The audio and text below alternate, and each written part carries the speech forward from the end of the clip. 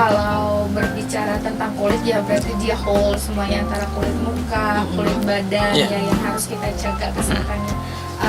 Untuk kesehatan kulit yang sehat itu adalah kulit yang sesuai dengan masa umurnya, masa selnya pada usia yang tidak sewajarnya timbul masalah-masalah, nah itu baru dikatakan tidak sehat. Ada sesuatu yang salah pada kulit kita.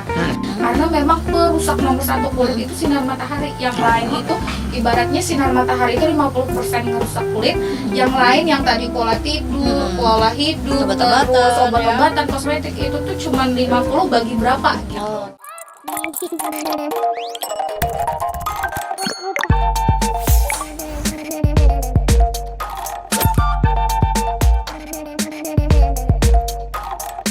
Oke, kesehatan kulit merupakan hal yang paling penting yang benar-benar kita jaga, apalagi itu merupakan suatu keharusan bagi penampilan semua orang.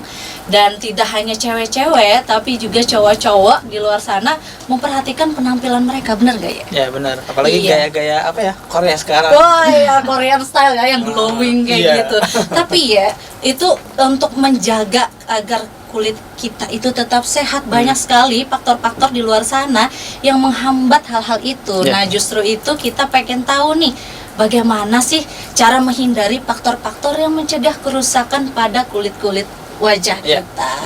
Dan langsung saja kita tanya pada ahlinya. Iya, ada Dr. Balina Erewati. Halo, Dok. Halo, dan biasa disapa dengan Dr. Balen. Oke. Iya, sehat? Sehat, alhamdulillah.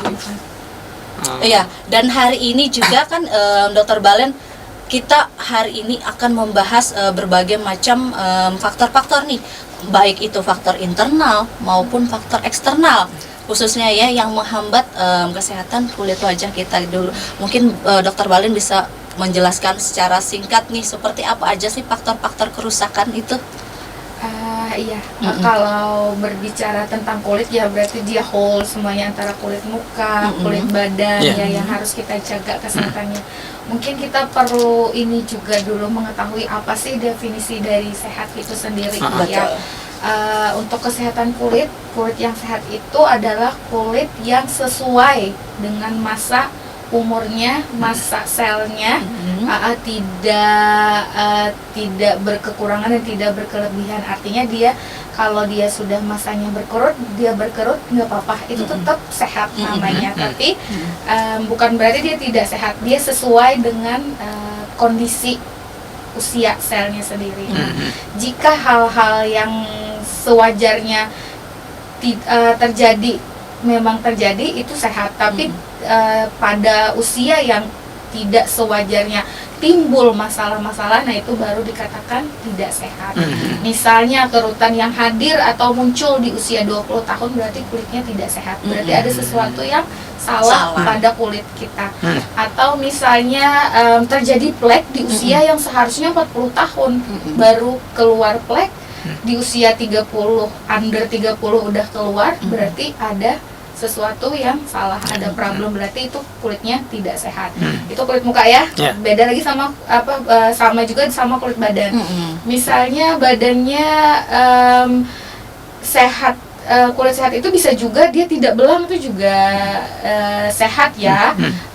Tidak belang dalam arti di sini misalnya dia keluar naik motor, kalau dia nggak pakai sarung tangan dia belang, ya itu wajar. Tapi misalnya dia nggak ngelakuin aktivitas apa-apa, kemudian dia belang kulitnya, nah itu juga tidak sehat gitu. Berarti ada faktor-faktor di dalam atau eksternal yang mengganggu sel-sel melanin sehingga produksinya beda antara tempat yang satu dengan tempat lain. Nah, itu faktornya seperti apa nih, Dok? Apa aja nih faktornya? Pasti banyak kan ya, banyak gitu. sekali. Oh ya, tadi ya berbicara sehatnya ya. Betul. Ini sekarang faktor-faktor yang membuat kulit tidak sehat. Jadi dia faktor-faktornya itu juga ada faktor dari luar, eksternal, dan faktor dari dalam. Dari luar sendiri pasti sudah sangat familiar ya. Kalau yang perusak utama kesehatan kulit itu adalah matahari UV, UVA, UVB, UVC gitu. Itu yang ngerusak dari luar, serta satu paparan sinar matahari dua yang kita kasih ke kulit, baik itu kosmetik, mau dari di kulit muka, mau dari di kulit badan gitu ya. Yang ketiga adalah faktor dari dalam diri kita sendiri. Yang pertama adalah yang faktor eksternal itu dari dalam diri kita sendiri. Yang pertama gen kita sendiri, tingkat ketahanan gennya gimana. Terus yang kedua adalah yang kita masukkan ke tubuh, faktor makanan, minuman, radikal bebas gitu. Yang lain adalah pola hidup, gaya hidup, tidur, olahraga dan sebagainya. Itu sih faktor-faktornya. Kalau ini gimana? Yang UVA, UVB itu gimana tuh ininya? Apa ya? Kita mengetahuinya gitu. Kerusakan seperti apa Kerusakan ya? yang terjadi. Betul. Di kulit kalau terkena paparan UVA, UVB secara berlebihan ya. Kalau yang standar-standar aja tidak akan merusak terlalu banyak ke kulit ya. Jadi kalau UVA bedanya nih, UVA sama UVB adalah kalau UVA itu gelombangnya panjang. Jadi dia ngerusaknya itu ke lapisan yang lebih dalam. Kalau UVB itu dia gelombangnya pendek, jadi ngerusaknya di permukaan aja. Kulit jadi bagian gini, luar ya. kebetulan saya bawa ininya biar enak. Sebenarnya kalau dia ada kulit itu ininya apa? Lapisan. Pentemnya miniaturnya ada gitu, jadi mudah ngejelasin. Berhubung saya nggak bawa itu, jadi bawa ininya aja, slide-nya. Ini lapisan kulit ya. Ini epidermis. Jadi kulit itu dia ada 3 lapisan. Nah, lapisan yang pertama itu yang ini, epidermis. Terus agak ke bawah sedikit itu namanya dermis. Di situ ada kelenjar-kelenjar, kelenjar minyak, kelenjar sebum, semuanya ada di situ. Terus ada yang paling bawah. Nah, di UVA sendiri dia masuknya itu UVB dulu ya, yang paling terkenal UVB kan. Nah, dia tuh ngerusaknya sampai sini aja. Lapisan luar ya. Lapisan luar. Ini fungsinya apa? Kita harus tahu fungsinya ini dulu sehingga kita tahu apa yang akan dirusak sama si UV tadi. Nah, kenapa kita ngomongnya lebih banyak ke sinar matahari? Karena memang perusak nomor 1 kulit itu sinar matahari. Yang lain itu ibaratnya sinar matahari itu 50% ngerusak kulit. Yang lain yang tadi pola tidur, pola hidup, terus obat-obatan, kosmetik itu tuh cuma 50 bagi berapa gitu. Jadi alangkah pentingnya kita lebih mendalami ke sinar matahari ya. Jadi yang si UVB tadi di sini, ini nih fungsinya adalah dia ada namanya, nih saya perbesar lagi lah ibaratnya, di zoom out ini ya. Nih lapisan yang ini tadi, ini zoom outnya ini. Jadi dia ada 5 lapisan. Ada namanya ini, nama kedokterannya sih. Nah, yang paling penting adalah stratum corneum, Mbak Revi. Stratum corneum ini adalah sistem pertahanan kulit, skin barrier. Skin barrier ada di sini. Ini nggak boleh kekikis sama sekali dan nggak boleh rusak. Kalau ini rusak udah habis semuanya. Udah habis kesehatan kulit kita. Ibaratnya ini tentaranya di atas nih, di pelindung utamanya nih. Ya kulit kita tuh ya. Stratum corneum namanya. Dia benteng. Ketika benteng ini runtuh, udah masuk semuanya, udah hancur. Jadi ketika dia ini udah nggak ada, ini ngerusak di lapisan epidermis ini, semua masalah kulit timbul. Merah, berjerawat, kering, kusam, semuanya. Nggak bisa salah sedikit, nggak bisa cuci muka, lupa telat, dia langsung muncul jerawat. Jadi sensitif ya, sensitif banget karena tidak ada pertahanannya sama sekali gitu. Jadi yang dirusak oleh UVB adalah ini, stratum corneum ini yang dia rusak. Manifestasinya adalah kulit terbakar. Kalau kelamaan di sinar matahari jadi gosong.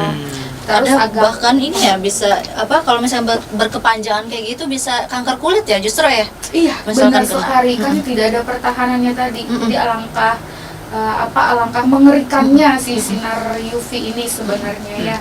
Terus dia bisa jadi plek, macam-macam dia.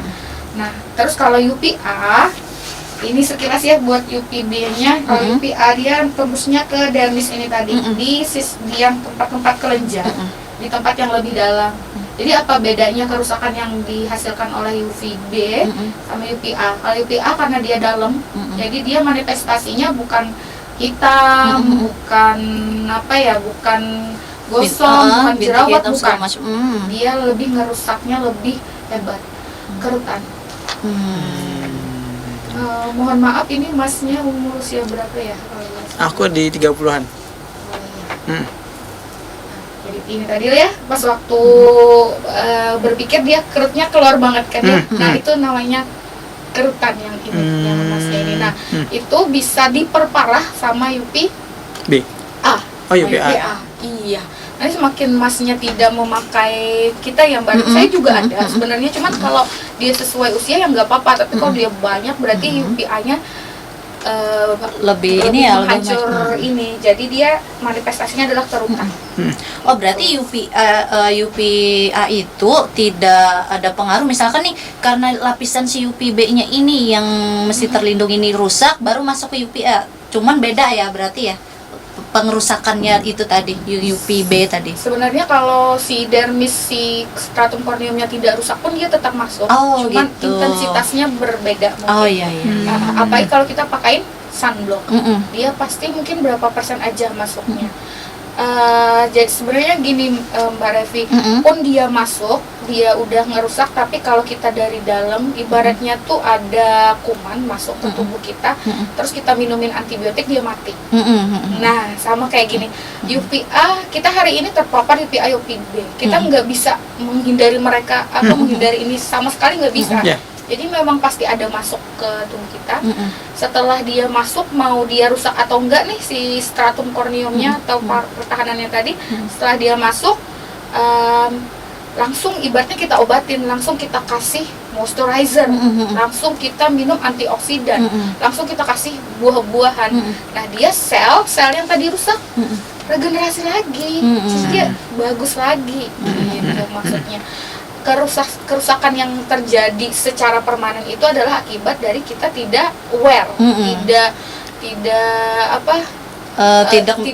menjaga kesehatan kita dari dalamnya ya, mungkin ya. Dari luar kita udah tahu nih dia rusak, tapi kita biarin hari ini rusaknya 1%, besok tambah lagi, besok tambah lagi, akhirnya manifestasinya kan tahunan kan, ini baru kelihatan setahun kemudian kerutnya banyak kita di sini ya.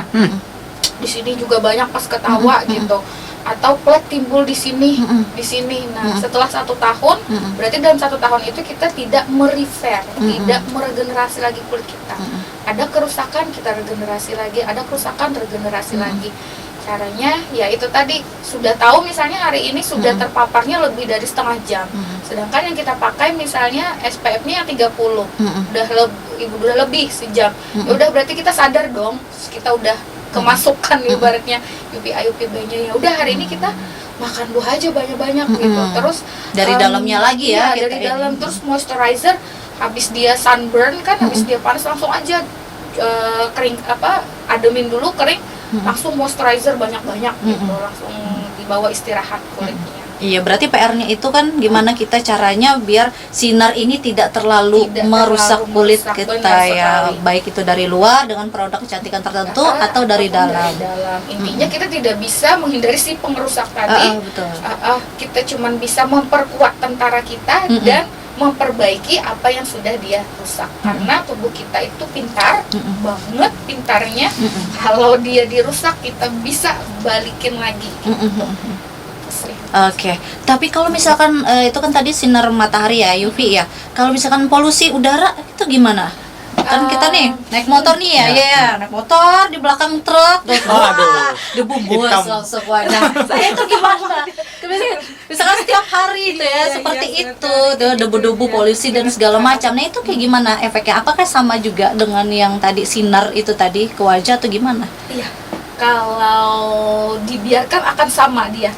Misalnya debu itu mengandung, dia kan banyak ya jenis-jenis, ada debu, kalau ditambah itu namanya ada debu arsen gitu ya, yang selain juga merusak kulit, dia juga bisa merusak ke paru-paru gitu ya.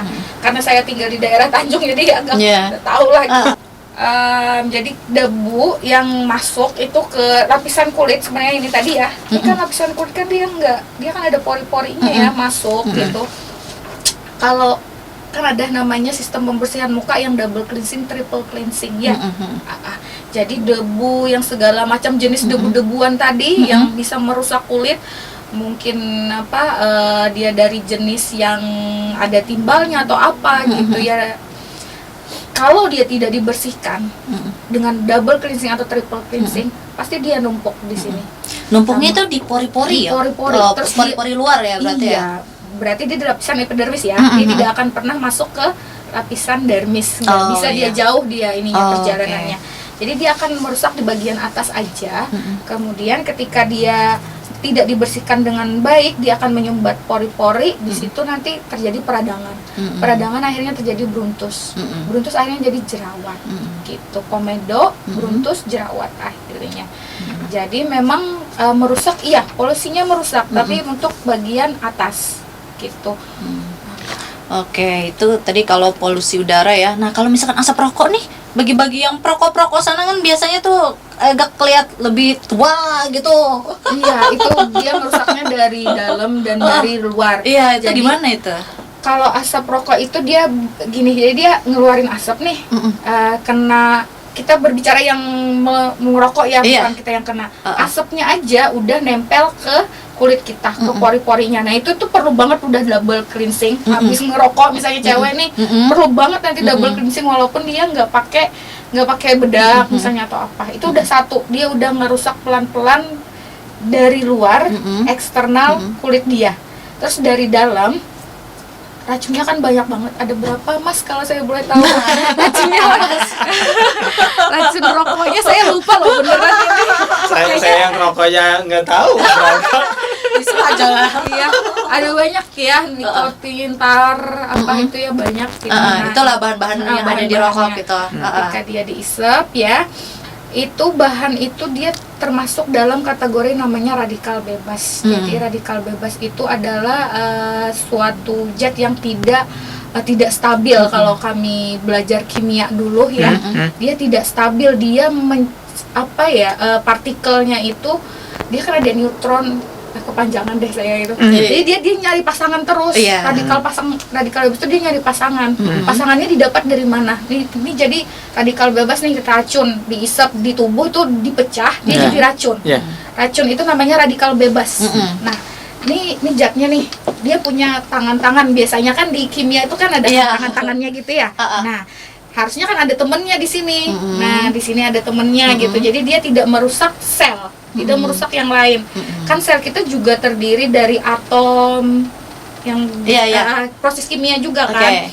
Ketika dia tidak punya pasangan, maka dia akan cari pasangan. Itu alam udah. Makanya kita juga manusia nggak bisa sendiri kan. Bagian jomblo cuma cari pasangan gitu.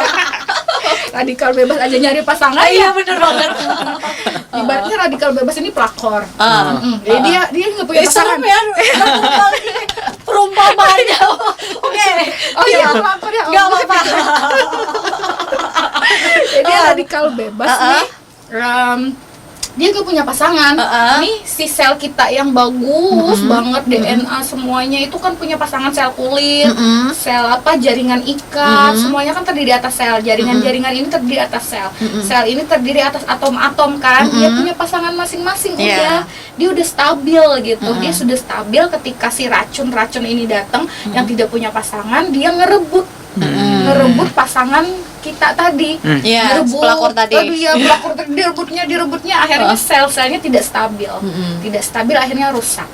Gitu. Dia kalau nggak ada pasangan dia rusak sel. Begitu juga kita. Ya Berarti kalau ini nih, contohnya kan ada di saya nih. Di saya kan mungkin ya udah umur 30 kalau keributan tuh maksudnya udah normal kah atau gimana? Nggak normal? Masuk mana? Udah jujur aja dah. jujur sih. Tadi dari awal udah jujur ya. Saya Harusnya kerutan itu di umur berapa gitu? sebenarnya aging itu dia dimulai di usia 25 tahunan. 20 ke atas itu udah mulai usia aging. Dia ada referensinya gitu. Jadi dimulai dari usia 20 tahunan. Pun terjadi kerut wajar aja di usia di atas 25.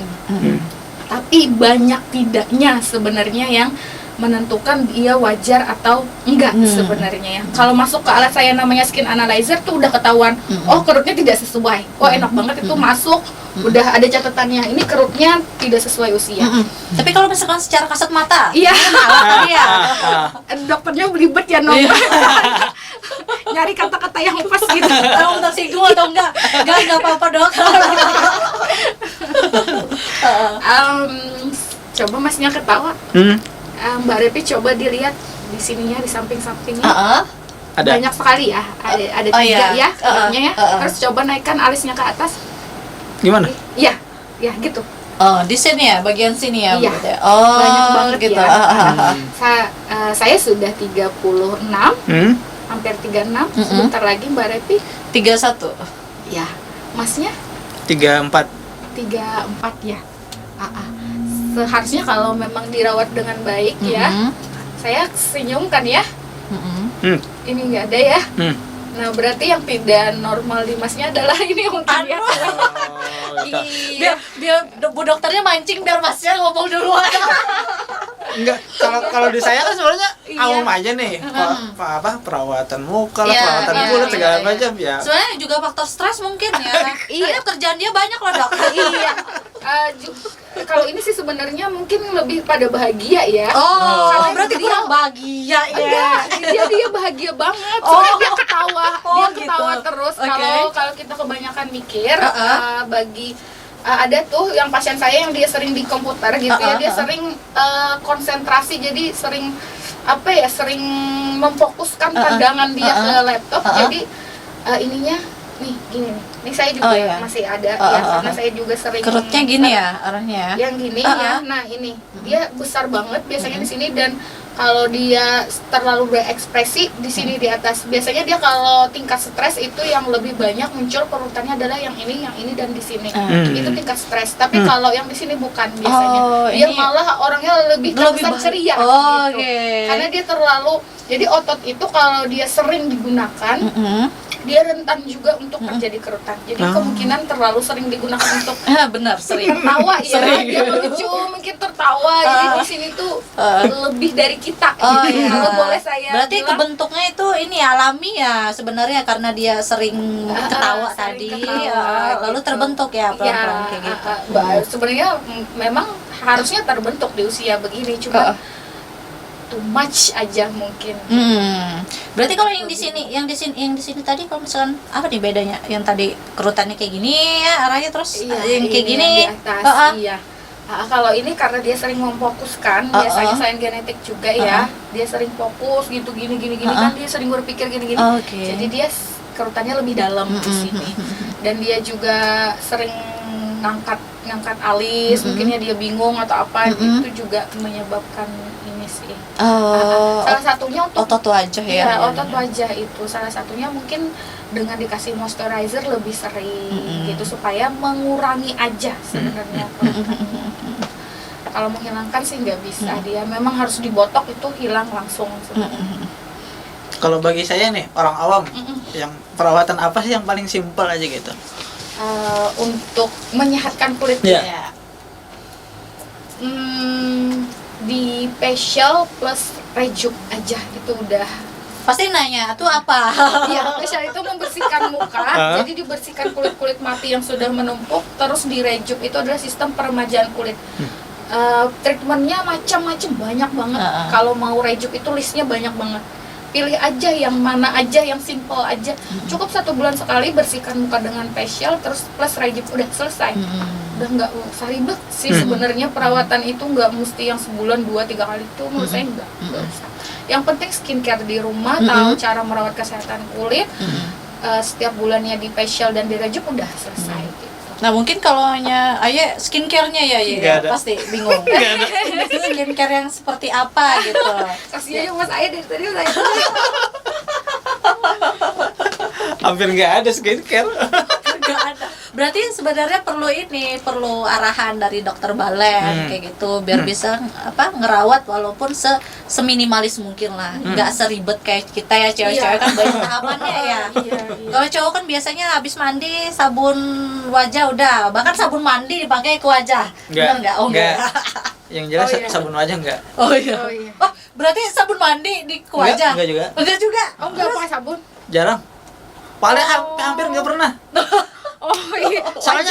Soalnya tuh gini, kalau saya nih, kalau keseringan pakai sabun muka ya sudah nanti keterusan terus tuh sabun muka terus. Itu yang saya nggak mau. Memang kalau misalkan keterusan kenapa Iya, ya? Iya, efeknya kan pengeluaran banyak.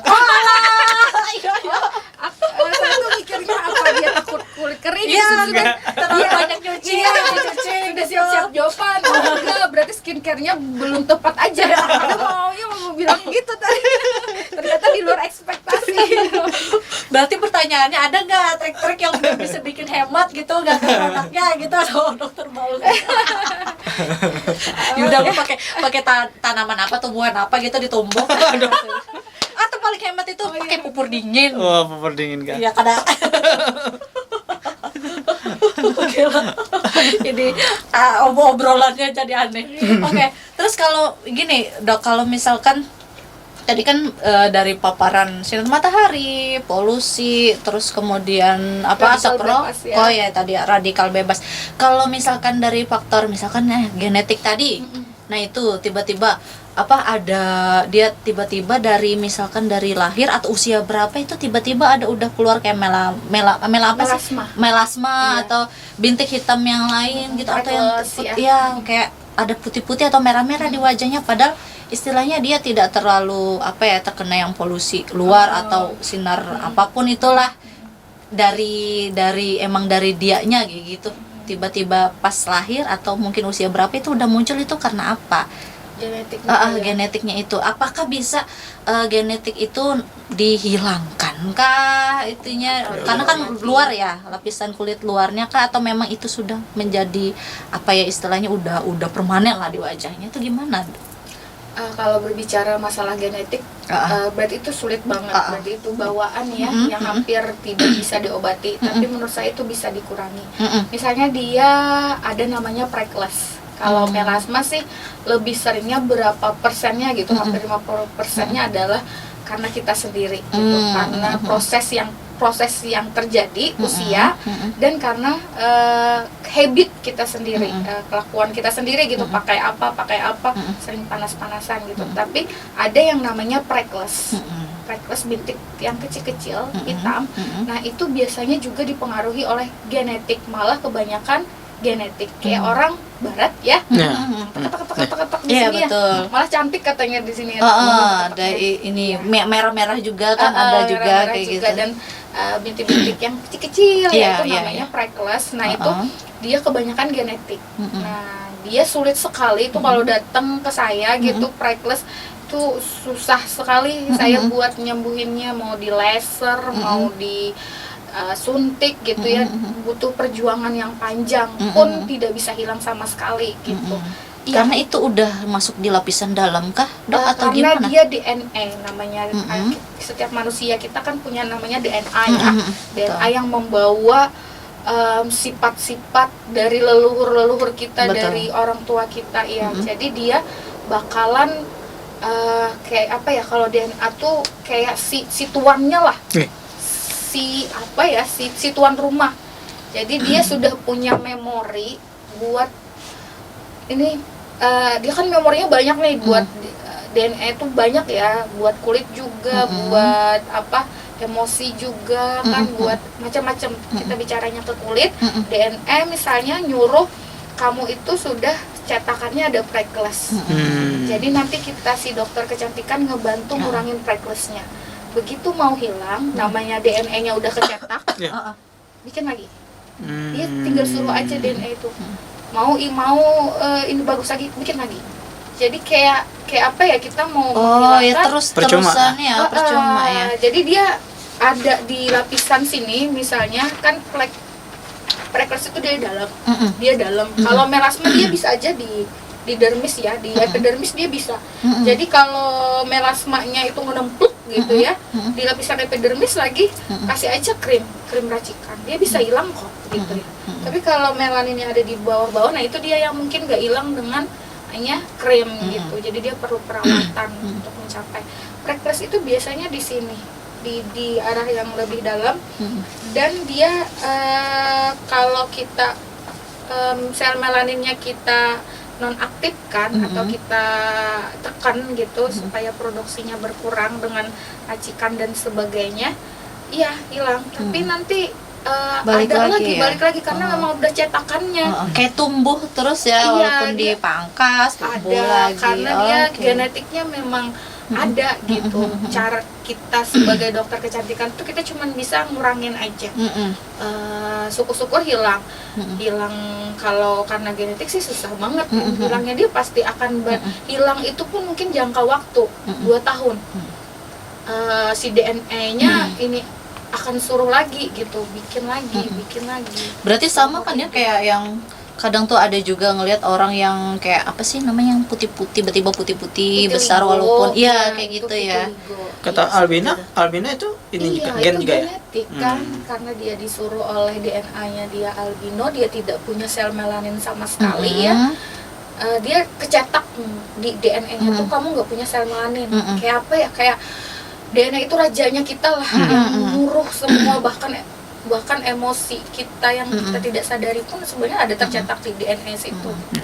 Jadi berat ya kan, Iya, artinya pembahasannya kalau DNA itu berat banget ya. Jadi berarti walaupun ini ya operasi gitu nggak bisa ya, karena itu akan terus muncul, terus tumbuh Kecuali gitu ya. DNA-nya di ini kan ada namanya stem cell kan, Iya. pencangkokan sel. Sel itu kan di dalam sel dia ada lapisan namanya apa, ada di dalamnya DNA. Nah, kecuali Iya. itu dicangkok, diganti. Perbaikan langsung di DNA-nya ya. Iya. Oke. Kan katanya ada Michael Jackson ya vitiligo ya, rumornya itu sih kita nggak tahu pasti ya. Dia sebenarnya vitiligo, katanya bukan dioperasi, vitiligonya sudah seluruh badan ya, katanya sih begitu, tapi nggak tahu juga. Oke, ternyata begitu. Iya, di dalam sel ada DNA. Iya. DNA itu yang bikin kita semuanya genetik kita gitu. Oke. Lanjut lagi, kita kalau misalkan ini konsumsi obat-obatan kayak gitu, ini kan sering banget nih, apalagi nih misalkan ibu hamil baru selesai melahirkan, terus dia pakai pil KB.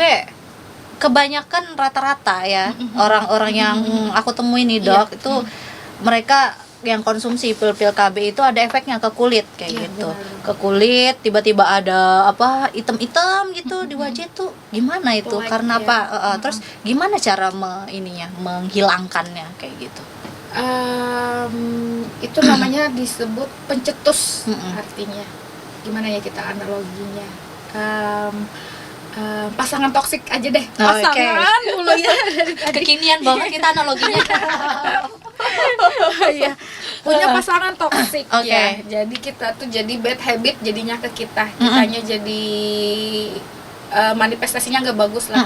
Kalau kita balik lagi ke yang baik gitu ya, ke good habit, pastinya yang pertama kita hilangkan apanya dulu nih.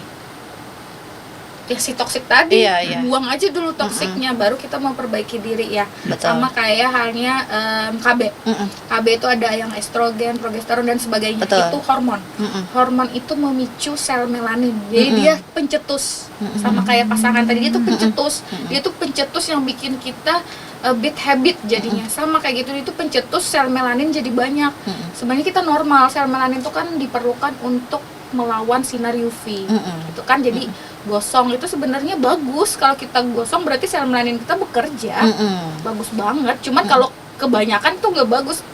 Jadi malah over gitu ya, jadi hitam banget.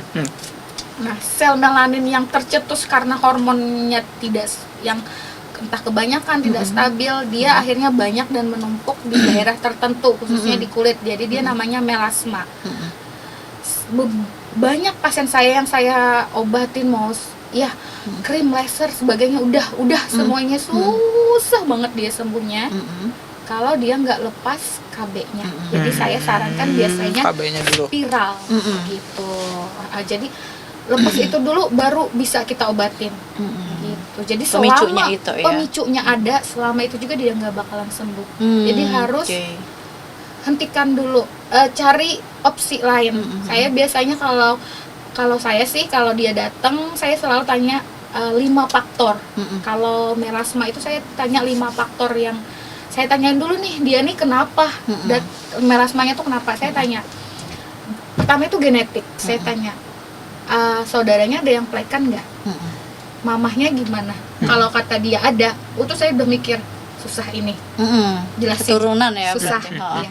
Yang kedua adalah usia. Saya tanya dulu usia berapa? 40 tahun ke atas. Dia bilang 40 tahun. Oh ya, wajar berarti pleknya.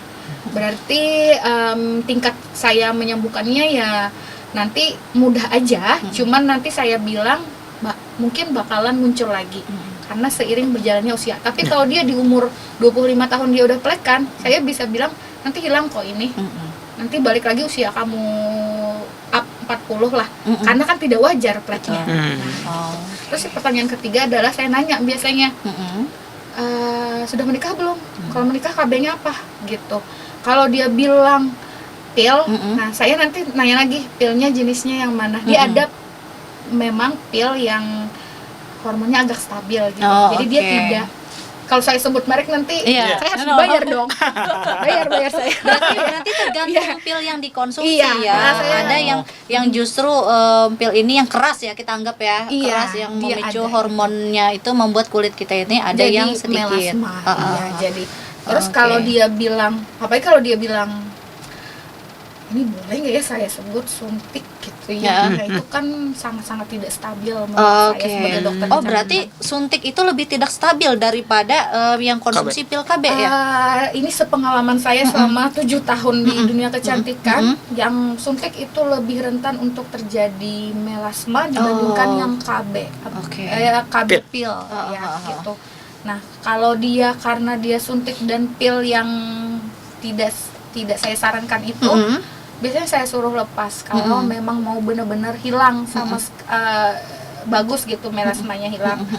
Selama dia masih pil ini, saya biasanya ini dulu ya kita coba aja. Kan dokter tuh pasti ngomongnya gitu dulu. Kita coba aja, tapi pada kenyataannya nanti memang agak sulit gitu. Yang keempat saya biasanya nanya dia pakai sinar mataharinya gimana paparannya, sama kayak tadi ya. Kalau dia kerjanya di luar ruangan atau di dalam ruangan seperti kalau itu. dia di luar ruangan paparannya lama, UV-nya banyak ya wajar lah.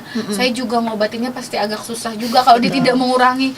Nanti saya obatin dia balik lagi terpicu lagi, kan pemicunya semua pemicu.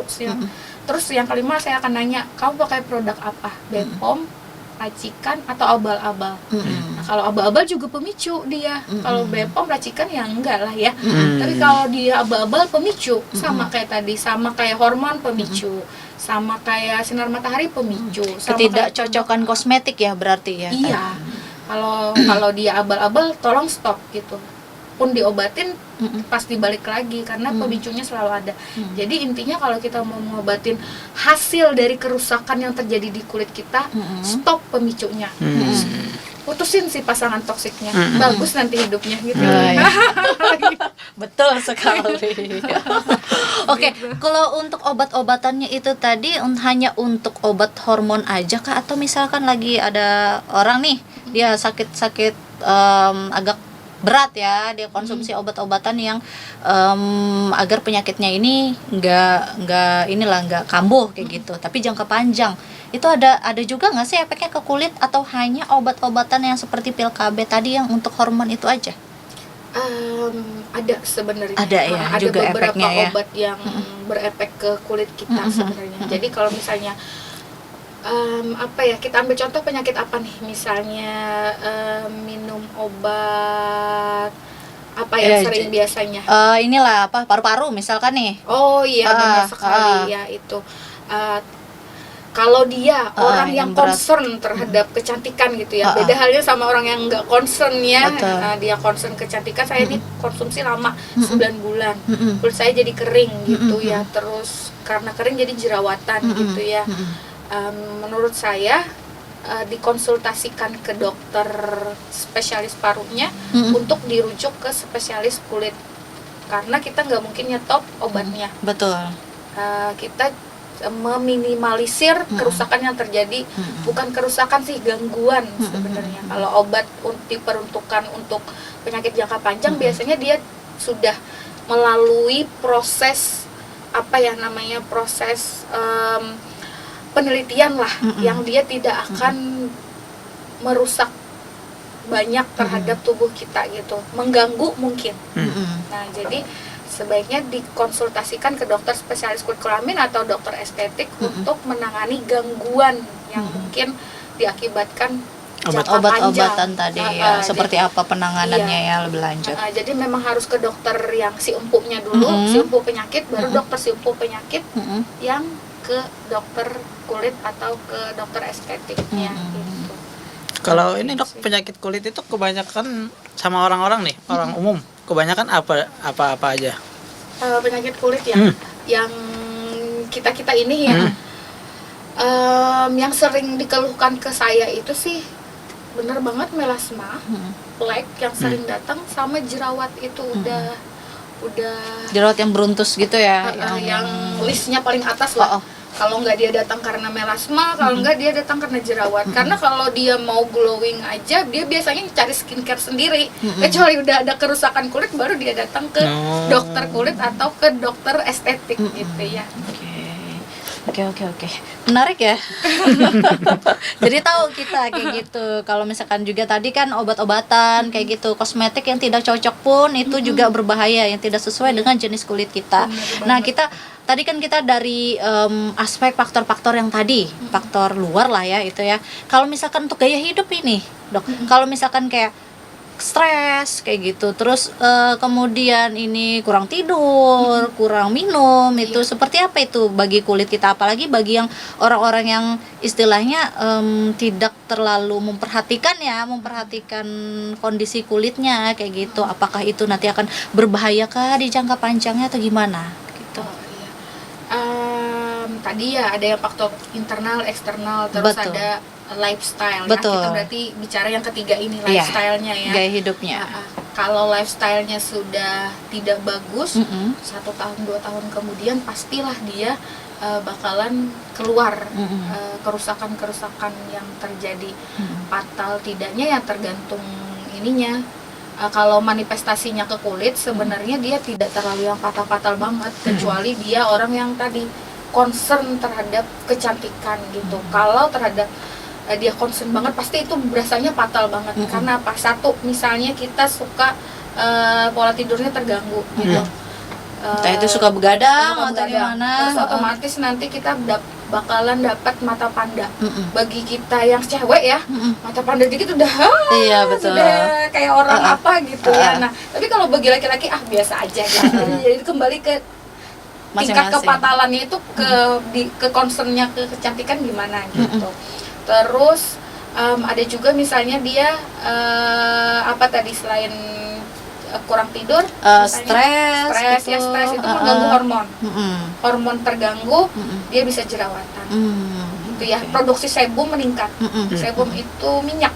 Jadi hormon minyak meningkat, akhirnya dia bisa jerawatan atau kulit berminyak. Nah, gitu. Bertahun-tahun kemudian dari berminyak dulu akhirnya jerawatan. Jerawatannya nggak sembuh-sembuh, kecil-kecil bisa besar akhirnya. Gitu. Nah, pasti kalau dia ya tadi concern kecantikan, dia pas bakalan ini banget, bakalan tambah stres lagi dia gitu. Betul. Iya, dan kurang minum juga ya. Kurang minum dia akibatnya kulitnya kering. Kulitnya kering, kulit kering banyak lagi manifestasinya. Kulit kering jadi kusam. Kulit kering itu karena ya itu tadi karena kita keseringan cuci muka atau emang kulitnya yang kurang hidrasi karena minum air itu sih sebenarnya? Banyak faktornya ya. Genetik juga. Satu, yang kedua adalah cuci muka, tapi sebenarnya yang kedua itu adalah ininya produknya yang dia pakai, moisturizer-nya banyak atau enggak di kulitnya, baru cuci muka. Biarpun sebenarnya cuci muka yang bagus itu cuma 2 kali, maksimal tuh 3 kali. Saya selalu bilang ke pasien nggak boleh dari 3 kali. Karena apa? Karena ini tadi kita ngejaga si ini lapisan epidermis, stratum corneum ini. Nih si army, si tentara ini, nih kalau dicuci terus nih, dicuci pakai sabun, itu dia nanti terkikis, lama-lama terkikis, jadi kering kulitnya, atau berminyak gitu.